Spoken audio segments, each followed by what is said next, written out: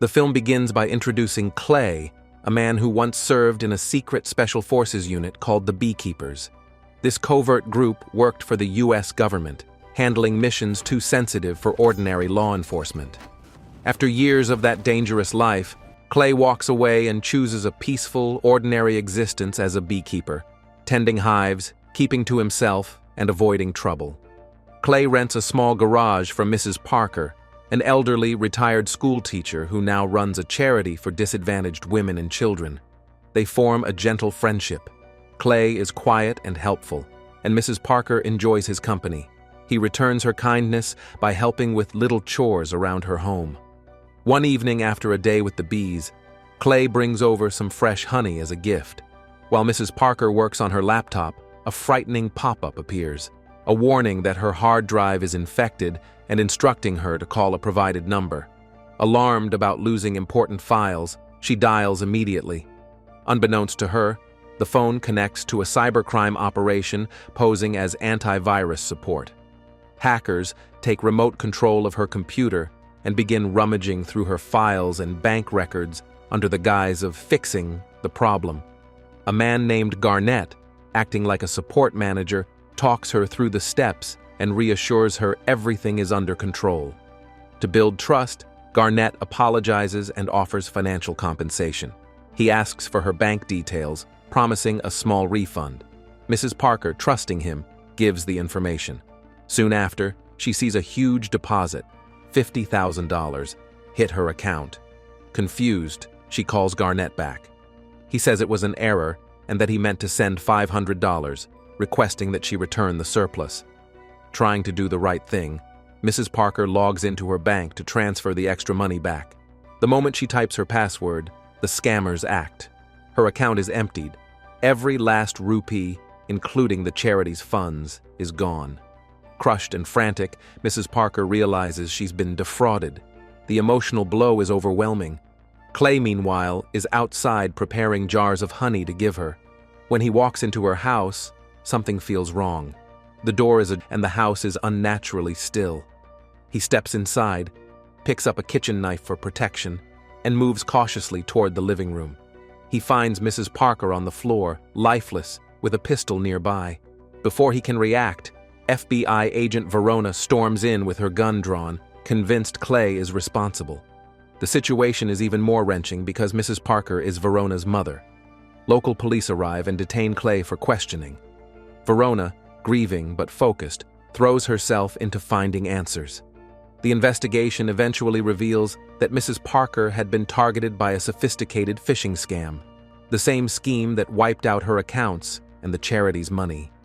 The evidence leads to the painful conclusion she took her own life after losing everything, not because someone murdered her. With Clay cleared and released, he is left shaken. But this tragedy sparks something in him, a return to the darker skills of his past. What began as a quiet attempt at a new life turns into a mission. Clay is determined to track down the people who ruined Mrs. Parker and make them pay. The next morning, as Clay returned home, Verona arrived at his doorstep, this time not to accuse but to apologize. Filled with guilt, she admitted she was wrong about him and revealed the painful truth about her mother's death. Verona explained that her mother had fallen victim to a sophisticated cybercrime network posing as an antivirus company, the same group responsible for draining her accounts and stealing charity funds. The FBI had been tracking this organization for years, but they were always one step ahead. Hearing this, Clay's calm expression hardened. The loss of Mrs. Parker was no longer just a tragedy, it was a call to action. Determined to bring justice to those behind the scam, he reconnected with his former allies in the secret Beekeepers network. Using their intelligence resources, they quickly traced the fraud operation to a company called UDG, led by none other than Garnett, the man who had deceived Mrs. Parker. With all the details in hand, Clay prepared for war. Soon after, he arrived at UDG's headquarters carrying 2 large cans of gasoline. Without hesitation, he subdued the security guards at the entrance and made his way inside. Employees froze as he stormed into the control room. Clay seized one worker and demanded they swear never to harm another innocent person again. Then, after clearing the area, he began pouring gasoline over the computer systems and equipment. Moments later, Garnett and his armed men burst in, but Clay was ready. In a blur of brutal efficiency, he took them down one by one. Before leaving, he rigged the room with explosives wired to a phone call and warned Garnett to run if he valued his life. As Clay walked away, the phone rang. Seconds later, a massive explosion tore through the building, obliterating UDG's operation. In a panic, Garnett called his superior, Derek Danforth, the powerful figure secretly running the entire scam. Trembling, he reported the attack, explaining that a man calling himself the Beekeeper had destroyed their headquarters. Enraged, Danforth ordered Garnett to assemble a team of mercenaries and eliminate Clay before he caused more damage. Meanwhile, Verona learned about the explosion through FBI channels. Though she didn't have all the facts, a quiet part of her couldn't help but feel that someone, maybe fate, was finally avenging her mother. The next day, Garnett and his men located Clay's bee farm. They waited for him to leave, then destroyed his hives and followed him to his home, preparing to ambush him. But Clay was already 2 steps ahead. When they struck, he fought back with lethal precision. One after another, the thugs fell, leaving only Garnett alive. As a warning, Clay severed several of his fingers before letting him crawl away, bleeding and terrified. Around the same time, Verona was interrogating a UDG employee when she received an urgent call. There had been a fire at her late mother's property. She raced to the scene to find Clay's rented garage burned to ashes. Among the remains, investigators discovered a UDG employee's ID card. That clue made Verona pause. Was Clay truly innocent, or was he somehow connected to this growing trail of destruction? Elsewhere, Garnett, mutilated and desperate, contacted Danforth again to report his failure. Danforth was furious. Not only had Garnett failed to kill Clay, but the entire UDG network was collapsing. He demanded to know who Clay really was. But before Garnett could answer, his line went silent. Clay appeared in person. Without hesitation, he attacked Garnett, overpowering him completely. He tied the broken man to the front bumper of his car with a belt, then started driving toward the water while Danforth listened helplessly on the other end of the call. Then Clay picked up the phone, his voice cold and steady. "I'm coming for you," he said. And with that, he hung up, leaving Derek Danforth in terrified silence, knowing the Beekeeper was now hunting him. Meanwhile, Verona and her partner Matt worked tirelessly to uncover any information they could about Clay through government databases. But every search came up empty. No records, no past, nothing. It was as if Clay didn't exist. This led Verona to a chilling realization. Clay might have been part of a classified government program, someone trained beyond the reach of the FBI's knowledge. Soon after, Verona received shocking news. Garnett, a senior member of UDG, had been found dead, drowned, and tied to the front of Clay's truck. Meanwhile, Derek Danforth, shaken by the recent events, arranged a private meeting with Wallace, a former CIA director, who now served as his personal head of security. Wallace had been assigned to protect Danforth at the request of his mother, Jessica Danforth, the newly inaugurated President of the United States. Concerned about the growing chaos surrounding her son, Jessica wanted Wallace to ensure his absolute safety. When Wallace learned that someone calling himself the Beekeeper was after Danforth, he immediately reached out to Janet, the current director of the CIA, demanding answers about Clay. Janet informed him that Clay was indeed a former member of the Beekeepers, an elite, off-the-books government unit, but had retired years ago. Unsatisfied, Wallace ordered Janet to take Clay out before he caused any more damage. Following his command, Janet reached out to the Beekeepers and assigned one of their active operatives, Anisette Anna Landers, to eliminate him. Later that evening, Clay stopped at a remote gas station to refuel.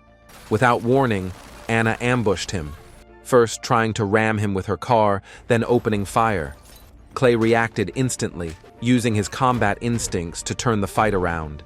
After a brutal struggle, he overpowered her, severed her fingers, and left her engulfed in flames. The gas station erupted into a fiery explosion as Clay walked away. In the aftermath, the beekeepers informed the CIA that they would not interfere any further. Clay's actions were now personal, and they refused to take sides in what had become a private war between Clay and Danforth. Realizing he could no longer rely on government agencies, Wallace decided to handle the situation himself. He secretly assembled a group of elite Special Forces operatives, revealing to them the existence of the Beekeepers, a program most of them had never even heard of. He portrayed Clay as a rogue operative gone mad, a dangerous man whose actions threatened innocent lives. Convinced they were stopping a domestic terrorist, the soldiers agreed to take Clay out. The next day, Verona and Matt arrived at the burned-out gas station to investigate the explosion. Amid the wreckage, they discovered a charred, unrecognizable body, later identified as Anna's. Meanwhile, Clay made his next move. Using Anna's severed finger, he bypassed the biometric lock on her residence and gained access to her personal computer. Inside, he dug through her files and traced the signal from Garnett's phone, which led him straight to Derek Danforth's location, the 9 Points building. Clay loaded up on weapons and explosives from Anna's arsenal and set out to finish what he had started. At the same time, Wallace's Special Forces team, who had been ordered to take down Clay, had already surrounded the 9 Points building. Outside, an FBI SWAT unit was also stationed, fully aware that Clay might strike soon. Inside the building, however, business carried on as usual. Wallace had deliberately allowed employees of the company NSU, another shell corporation involved in phishing scams, just like UDG. Before long, Clay arrived. The SWAT team outside barely had time to react before he launched a surprise assault, moving with deadly precision. Within minutes, the heavily armed agents were overpowered. Once the perimeter was secure, Clay slipped inside the building, blending seamlessly with the NSU employees to avoid detection. But his cover didn't last long. One of Wallace's Special Forces soldiers spotted him, and chaos erupted. Bullets flew through the hallways as Clay engaged in a fierce firefight with the elite team. Despite their training, they were no match for him. Clay used every bit of his tactical experience, moving fast, striking hard, and eliminating each soldier one by one until none were left standing. With the area cleared, Clay turned his focus to Rico, one of NSU's high-ranking executives. He cornered him and began his interrogation, demanding to know who truly ran the company. Rico hesitated at first, insisting that his boss was untouchable, someone with so much power that even law enforcement couldn't touch him. But Clay wasn't convinced. Coldly, he told Rico that nothing was beyond his reach and vowed to destroy anyone who threatened innocent lives. Terrified, Rico finally cracked and revealed the name of his employer. Just as Clay was about to get more details, Verona and her FBI team stormed in, weapons raised and aimed directly at him. But before they could capture him, Clay made a quick escape, vanishing once again. Afterward, Verona and Matt pieced together the shocking truth. Both UDG and NSU, the companies behind the massive phishing scams, were owned by Derek Danforth, the son of President Jessica Danforth. The revelation stunned Verona. She realized that Clay wasn't just targeting Danforth. He might go after the president herself, seeing her as part of the corruption that destroyed innocent lives like Mrs. Parker's. Alarmed, the FBI's deputy director reassigned Verona and Matt to lead the mission to capture Clay, while additional SWAT teams were dispatched to tighten security around the president and her family. The next day, Verona and her partner Matt joined the Secret Service to provide security for the President of the United States. Despite the heavy security, Wallace couldn't shake the feeling that Derek was still in danger. To reinforce protection, Wallace secretly hired a group of ruthless mercenaries led by Lazarus, a hardened soldier who claimed to have killed a beekeeper once, though he lost one of his legs in that battle. Confident in their skills, Wallace believed these men could succeed where others had failed. Meanwhile, Clay was already making his move. Using the shadows to his advantage, he infiltrated the Danforth estate through a drainage tunnel leading directly beneath the property. He crawled under a delivery truck entering the grounds, waited for the right moment, and silently took down a SWAT officer guarding the area. After planting explosives on several vehicles outside, he donned a disguise, blending in with the charity guests who had no idea a storm was about to hit. Inside the mansion, FBI Deputy Director met with President Jessica Danforth and laid out the disturbing truth. Her son Derek had been using software from Danforth Enterprises to create fake companies involved in phishing scams. Even worse, some of their political campaign funds had been funneled directly from these illegal operations. Horrified and furious, President Jessica realized the depth of her son's corruption. Outside, Verona began to sense something was wrong. Clay's movements hadn't gone unnoticed. Realizing he was inside the mansion, she ordered the SWAT team to surround him. As agents closed in, Clay appeared to surrender, dropping to his knees with his hands up. But it was all a setup. In an instant, he triggered the explosives planted on the Secret Service vehicles outside. Using the explosion as cover, Clay took down the agents around him and pushed forward into the mansion, determined to reach Derek. Inside, chaos erupted as Clay fought his way through the halls.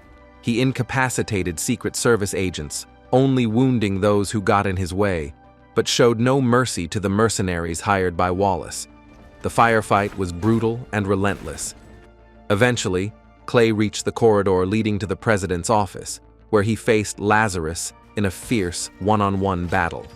Despite Lazarus's experience and strength, Clay's precision and fury overwhelmed him, leaving Lazarus dead on the floor.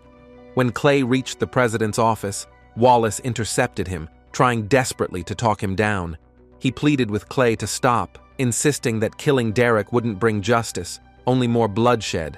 But Clay had already made up his mind. He broke the former CIA chief's fingers and moved forward. Inside the office, tensions boiled over. As President Jessica confronted her son and prepared to expose his crimes to the world, Derek panicked. In a fit of desperation, he grabbed a pistol and shot PR, killing her instantly. At that very moment, Clay breached the door with an explosive charge. Caught off guard, Derek grabbed his mother and held her at gunpoint, using her as a shield. Verona aimed her weapon, shouting for both men to stand down. Clay locked eyes with Verona and quietly asked, "Are you here for the law or for justice?" Seeing his intentions clear, Clay made his decision. In one swift, precise shot, he ended Derek Danforth's life. Before anyone could stop him, Clay vanished through a shattered window. Verona raised her gun. She had a clean shot, but hesitated. She lowered her weapon, letting him go. Deep down, she knew Clay had done what the law couldn't. In the film's closing scene, Clay escapes into the ocean, disappearing beneath the waves using scuba gear he had hidden earlier. The story ends here. That's all for this video. I hope you liked it. If you did, give it a thumbs up, subscribe, and turn on notifications so you can be notified when we upload a new video. Thanks for watching.